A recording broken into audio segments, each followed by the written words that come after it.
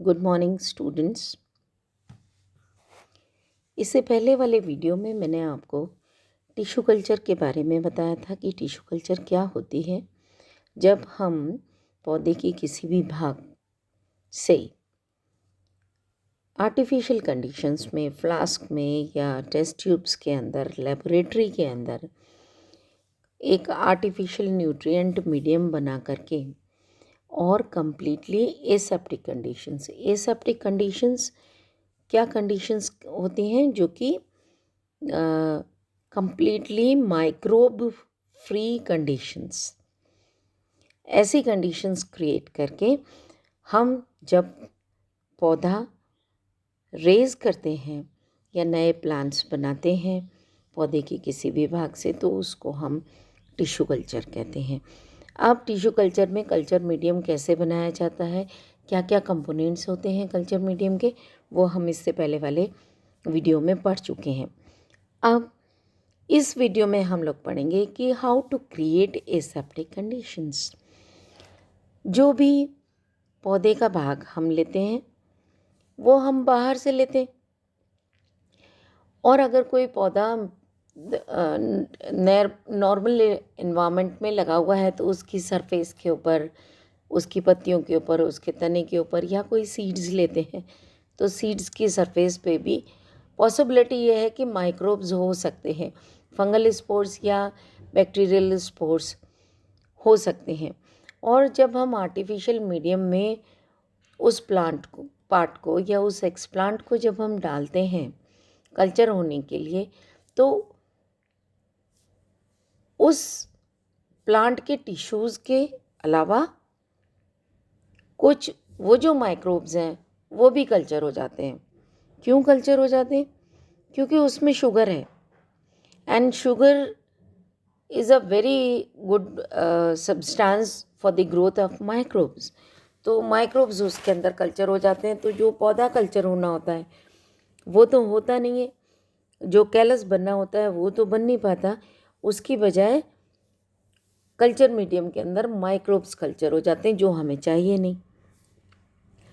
तो उन माइक्रोब्स की कल्चरिंग को अवॉइड करने के लिए कुछ एसेप्टिक कंडीशंस हमको ध्यान में रखनी होती हैं। अब क्या क्या चीज़ें हैं जिनका हमें संदूषण करना होता है, जिनको हमको स्टेरलाइज करना होता है। पहली चीज़, जो कांच के पात्र हम लोग यूज़ कर रहे हैं वो स्टेरलाइज्ड होने चाहिए, क्योंकि उस कांच के पात्र की सरफेस के ऊपर भी बैक्टीरिया या फंगल स्पोर हो सकता है। जो कल्चर मीडियम है that should be completely sterilised, तो हम उसको ऑटोक्लेविंग करते हैं। कल्चर मीडियम जो बनाते हैं, मैंने आपको पहले वाले वीडियो में बताया था कि हम उसको ऑटोक्लेव करते हैं 121 डिग्री सेल्सियस के ऊपर। जितने भी माइक्रोब्स उसमें मौजूद होते हैं वो सबकी डेथ हो जाती है ज़्यादा टेम्परेचर पे, और इस तरीके से जो अंदर कल्चर मीडियम है वो स्टेरलाइज हो जाता है। इसके बाद होता है कि एक्सप्लांट को स्टेरलाइज करना। We do surface sterilisation of explant. उसकी जो सतह है एक्सप्लांट की, चाहे वो जो भी ले रहे हैं, हम स्टेम की कटिंग ले रहे हैं या पत्तियां ले रहे हैं, या हम एंथरलोब्स ले रहे हैं, एंथर कल्चर कर रहे हैं, या फिर हम कोई भी सीड ले रहे हैं, तो जो भी चीज़ हम इस्तेमाल कर रहे हैं टिश्यू कल्चर के लिए, उस एक्सप्लांट की सरफेस को हम स्टेरलाइज करते हैं। उसके बाद आता है कि स्थानांतरण क्षेत्र का वातावरण। जिस जगह हम ट्रांसफ़र करते हैं वो होता है लेमिनार एयर फ्लो बेंच, जिसमें एक तो यूवी लाइट होती है और दूसरा बैक्टीरियल फिल्टर्स लगे होते हैं। तो बैक्टीरिया और उससे बड़े साइज़ की जितने भी माइक्रोब्स होते हैं, fungal spores are bigger than bacterial spores.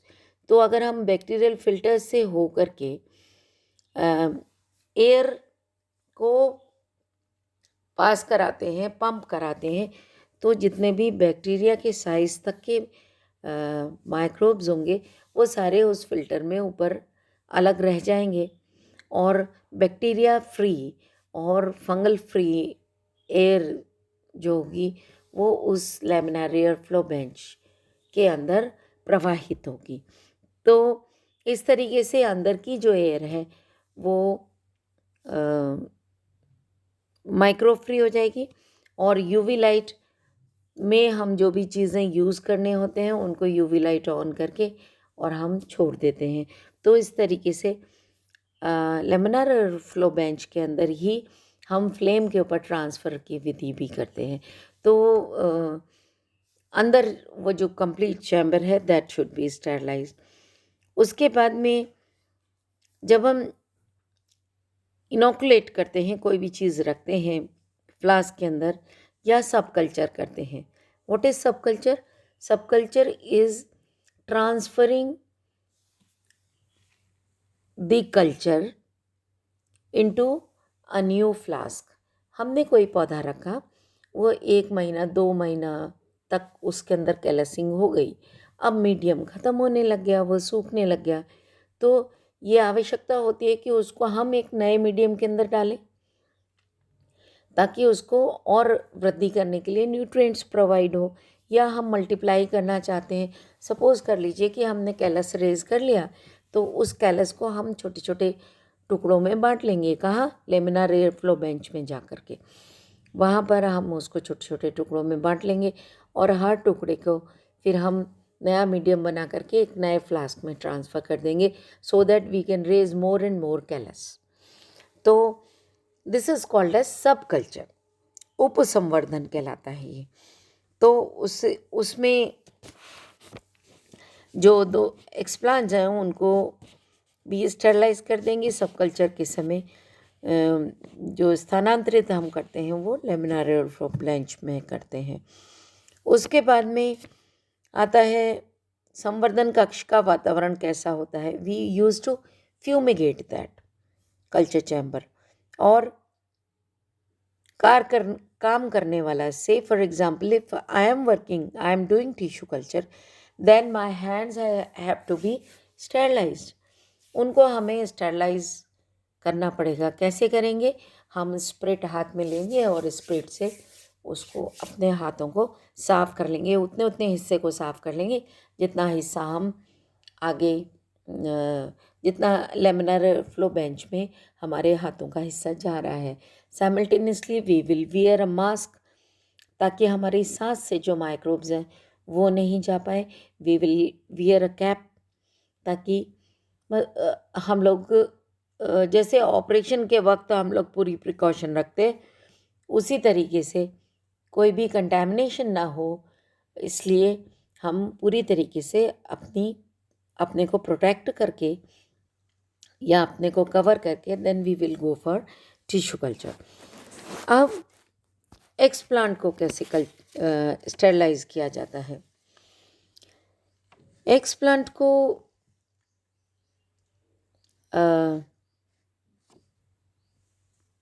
वो करने के लिए स्टेरलाइज करने के लिए हम लोग क्या करते हैं, अलग अलग केमिकल्स का इस्तेमाल करते हैं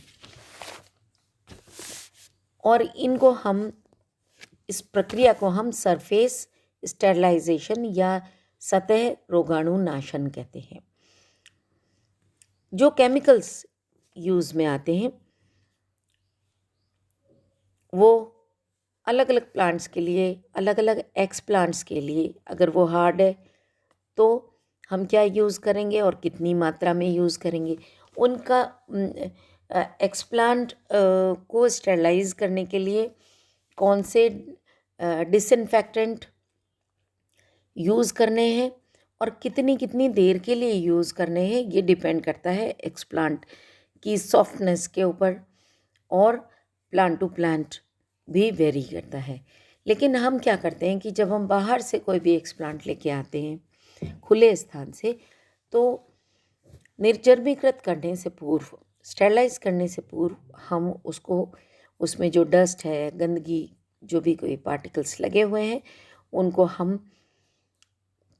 डाइल्यूट डिटर्जेंट से धोते हैं। डाइल्यूट डिटर्जेंट से में काफ़ी समय तक धोने के बाद हम उस एक्सप्लांट को 10 से 20 मिनट तक पानी के अंदर खगालते हैं। किसमें? नल के नीचे, नल के पानी में साफ करते हैं। और फिर उसके बाद हम जो भी स्टेरलाइजिंग केमिकल है उसमें उसको डालते हैं। अगर वो वुडी है, जैसे कि बीज है, शाखाएं हैं, तो हम 70% इथेनॉल में डुबोकर उसको साफ करते हैं। जो केमिकल यूज़ होते हैं वो हैं, पहला केमिकल है ट्विन 20 या ट्राइटोन इंटू 100।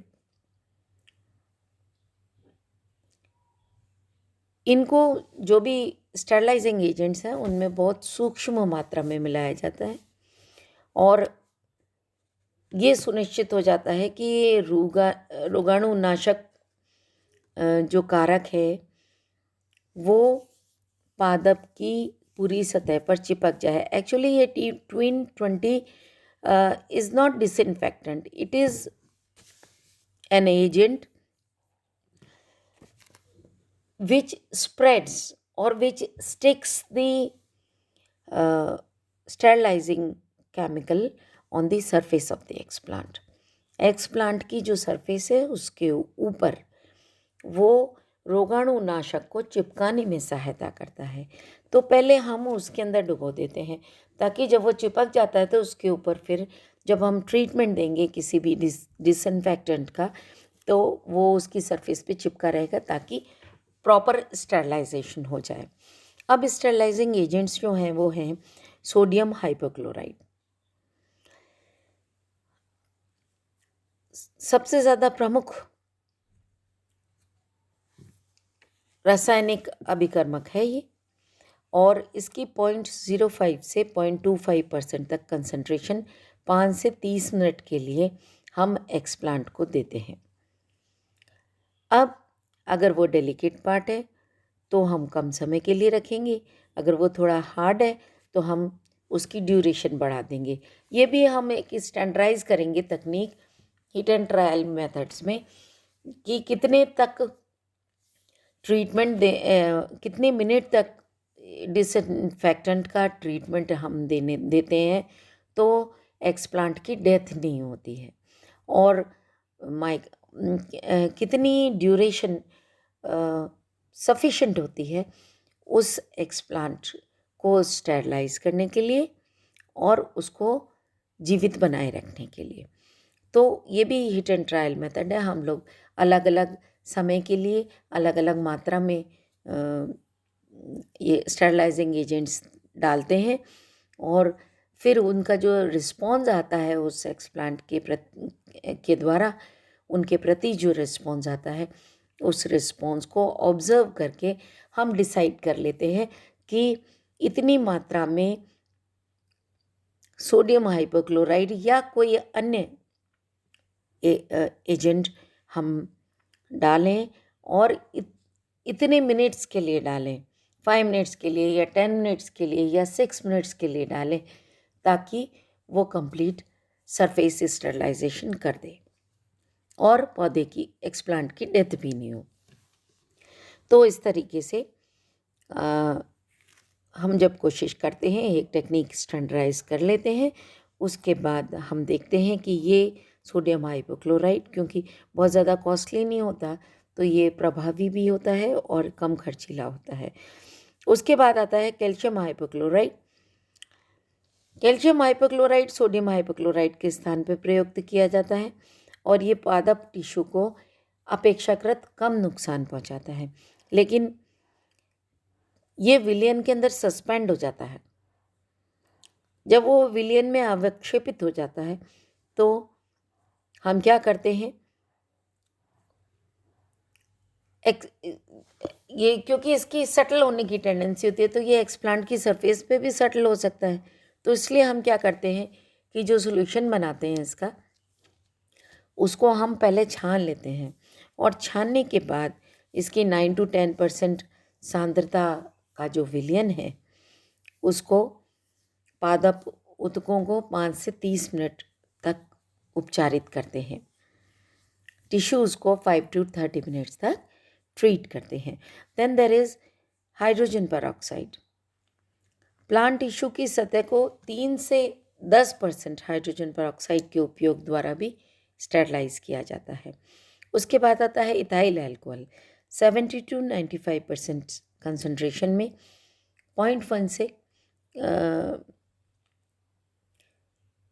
1 से 5 मिनट तक अगर हम इसको उपचारित करें तो वो स्टेरलाइज कर देता है एक्सप्लांट की सरफेस को। उसके बाद आता है सिल्वर नाइट्रेट, बड़ा कॉस्टली डिसइंफेक्टेंट है और इसकी 1% कंसंट्रेशन एक्सप्लांट को स्टेरलाइज करती है और उसके लिए duration depending upon the hardness of the explant 5 to 30 minutes तक दी जा सकती है। उसके बाद आता है मर्क्यूरी क्लोराइड। ये एक पॉइजनस डिसइंफेक्टेंट है और इसकी 0.1 से 1 मिलीग्राम पर लीटर की कंसंट्रेशन एक्सप्लांट को निर्जर्मीकृत करने के लिए पर्याप्त होती है और इसका उपचार भी 5 से, इसकी कंसंट्रेशन कम होती है और लेकिन ट्रीटमेंट का जो ड्यूरेशन है वो 5 to 20 मिनट्स तक दिया जा सकता है। उसके बाद आता है बेंजकोनियम क्लोराइड। इसकी भी 0.01 से 0.1 मिलीग्राम पर लीटर की कंसंट्रेशन 5 से 20 मिनट के लिए अगर दी जाए तो एक्सप्लांट को स्टेरलाइज किया जा सकता है। इसके बाद आती हैं एंटीबायोटिक्स। टिश्यू कल्चर टेक्निक में जो एंटीबायोटिक्स हैं उनके उपयोग द्वारा बहुत सारे बैक्टीरिया और फंगल स्पोर्स की वृद्धि को रोका जा सकता है और एंटीबायोटिक्स अधिकतर ऊष्मा के प्रति संवेदी होते हैं।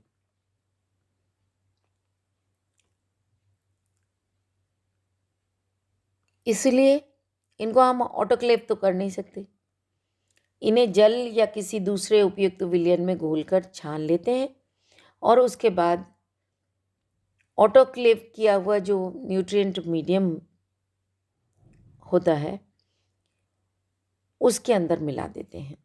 So antibiotics are mixed in the nutrient medium. Antibiotics काम क्या करते हैं? कोशिका भित्ति का निर्माण में या प्रोटीन निर्माण, आरएनए का निर्माण या डीएनए का डुप्लीकेशन में बाधा उत्पन्न करते हैं और इस तरीके से ये माइक्रोब्स को कल्चर होने से रोक देते हैं। कुछ इम्पॉर्टेंट एंटीबायोटिक्स नियोमाइसिन है, स्ट्रेप्टोमाइसिन है, टेट्रासाइक्लिन है, पॉलीमिक्सिन बी है, पॉलीमिक्सिन ई है, नॉरफ्लॉक्सासिलिन है, रिफाम्पिसिन है, एम्पिसिलिन है, ये कुछ एरिथ्रोमाइसिन है। ये कुछ एंटीबायोटिक्स हैं जो कि मीडियम के अंदर मिलाई जाती हैं बिफोर कल्चरिंग एनी एक्सप्लांट और before inoculating any explant. Now what are the methods of surface sterilisation?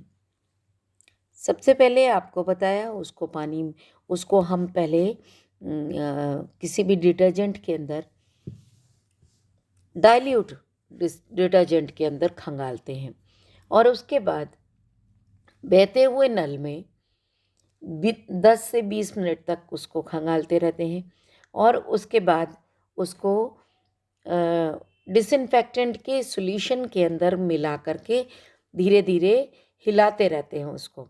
और जब हम उसको हिलाते हैं तो जो डिसइंफेक्टेंट है वो उसकी पूरी सरफेस के ऊपर अच्छी तरीके से लग जाता है।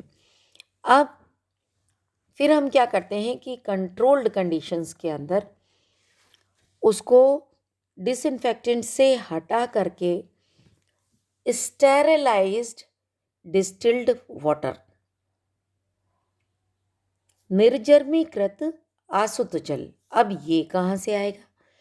जब हम कल्चर मीडियम को ऑटोक्लेव करते हैं उसी वक्त हम 2-3 फ्लास्क के अंदर डबल डिस्टिल्ड वाटर डाल के कॉटन प्लग लगा के एल्यूमिनियम फॉइल से उसका जो मुंह है उसको उस पे एल्यूमिनियम फॉइल लगा करके उसको भी ऑटोक्लेव कर देते हैं। साथ के साथ जो चिमटी वगैरह इस्तेमाल करते हैं, जो फॉरसेप्स इस्तेमाल करते हैं, उन सब चीज़ों को भी, या पेट्री प्लेट्स हम इस्तेमाल करते हैं, उनको भी हम एल्यूमिनियम फॉइल में रैप करके और उनको भी ऑटोक्लेव कर लेते हैं, ताकि जितने भी कांच के बर्तन इस्तेमाल किए जाते हैं वो भी सब स्टरलाइज हो जाएं। सो ऑटोक्लेविंग हमने किसके की? We autoclaved the culture medium और the nutrient medium, we autoclaved the double distilled water, and we autoclaved the utensils which are used for transferring the explant to the culture or the nutrient medium. तो इस तरीके से हम autoclaving कर लेते हैं। अब अगर वुडी ज़्यादा है कोई भी, जैसे सीड्स जो हैं वो बहुत ज़्यादा हार्ड है, तो हम क्या करेंगे? उसकी सतह को ज़्यादा समय के लिए ट्रीटमेंट देंगे, या फिर 70% अल्कोहल में स्टेरलाइज करेंगे। जो रोगाणुनाशक विलयन है उससे पूर्व हम क्या करेंगे? उसको ट्वीन 20 के अंदर या ट्वीन 80 या ट्वीन 100 के द्वारा उपचारित कर देंगे। क्यों? क्योंकि वो सरफेस के ऊपर, एक्सप्लांट की सरफेस के ऊपर एक ऐसी लेयर बना लेता है जिस पर कि डिसइंफेक्टेंट चिपक जाए। अब निर्वात की परिस्थितियों में निर्जमीकरण की प्रक्रिया सबसे ज़्यादा प्रभावी होती है when there is no air, but that is hardly possible, या बहुत कम ये सिचुएशन होती है। उसके बाद में वुडी टिश्यूज़ का जो संवर्धन हमें करना होता है, उसमें एक कठिनाई उत्पन्न होती है कि उनके द्वारा जो फिनॉल्स होते हैं जो स्रावित होते हैं, वो टिश्यू को, एक्सप्लांट को भूरा कर देते हैं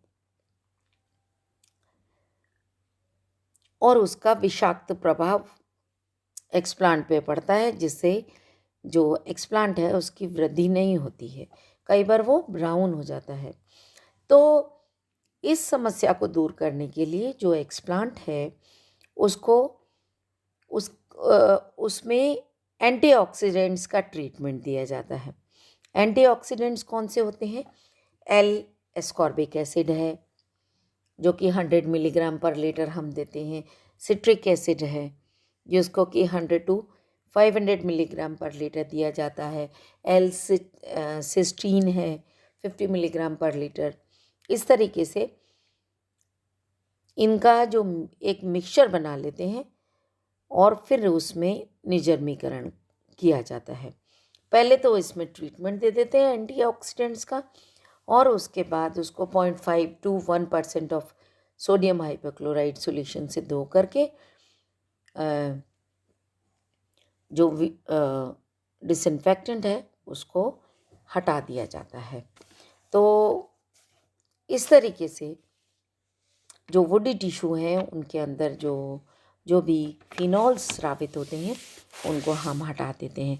कभी कभी फिनॉल्स का एब्जॉर्प्शन हो जाता है।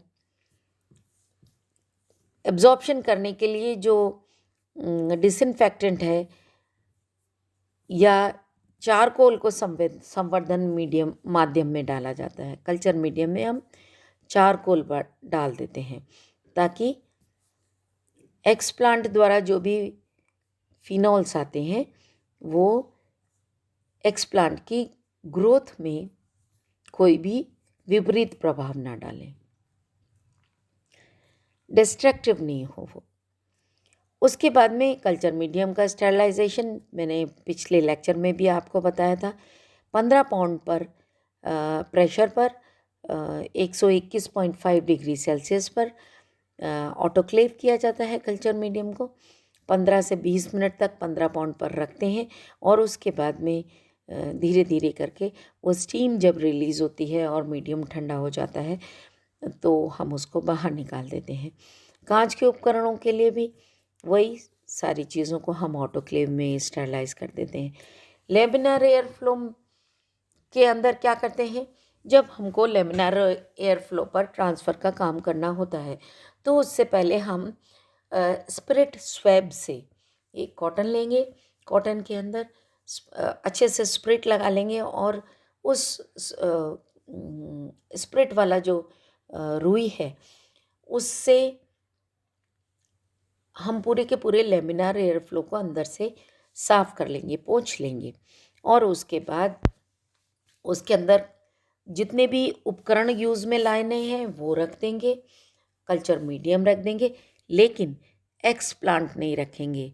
वो क्यों नहीं रखेंगे, उसका कारण मैं आपको बताती हूँ कि ये सारी चीज़ें जितनी भी नॉन लिविंग थिंग्स हैं उन सबको हम अंदर रख देंगे और अंदर रखने के बाद हम उसका ऑटोक्लेव का लेमिनार एयर फ्लो बेंच का ढक्कन बंद करके यूवी लाइट ऑन कर देंगे, क्योंकि उसमें पराबैंगनी किरणें होती हैं तो जो लिविंग थिंग्स हैं उनको वो मार देती हैं। क्यों मार देती हैं? क्योंकि पराबैंगनी किरणें ऑक्सीजन को ओजोन में परिवर्तित कर देती हैं और ओजोन से जितने भी लिविंग थिंग्स हैं उनकी डेथ हो जाती है। तो या तो एक्सप्लांट अगर हमने रख दिया तो वो डेड हो जाएगा, इसलिए हम एक्सप्लांट को नहीं रखेंगे और बाकी चीज़ों को अंदर रखे और यूवी लाइट ऑन कर देते हैं हम। कितनी देर के लिए?